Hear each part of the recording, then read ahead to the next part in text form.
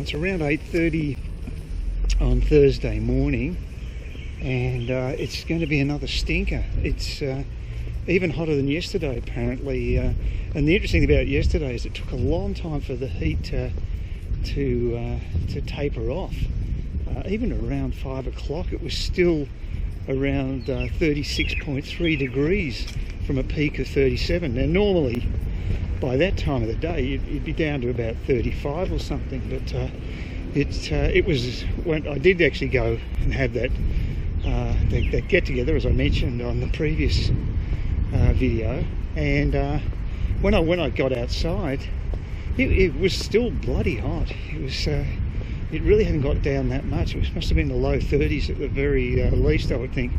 So today's the forecast is actually for 38 degrees, not 37. So it's a good time to get out of the country and get out of Cairns. I've got no regrets at all. Just got to do a couple of little things. Probably the most important one is to get a hard copy of the health insurance I got through Fast Cover. I found them to be fairly good value. It's just for medical emergencies and hospitalisation. You can pick a comprehensive cover that covers you for luggage and tickets and all the other stuff, but that's actually covered by the card. So I figure it's the best way is to mix and match and just use a proper travel insurance for the medical, because that's the most crucial one in my opinion. It feels warm already. There's not much of a breeze, so I'm feeling it a bit more. Woman walking in front of me is making sure she gets all the shade, which is very sensible. And I'm just going to go off to Officeworks and get a printout, get that hard copy. It's quite easy to do, and I think, to be honest with you, because I do so few prints, I would actually be better off not buying a printer again and just taking my flash drive to Officeworks and getting prints when I need them, which is only before trips generally. I don't need it most of the time, so I don't know, I might try living without a printer for a while. It's like I say, I very rarely use it, and even though they're cheap, it still take a while to get 40 bucks of printing done at Officeworks, so that would be a few years worth.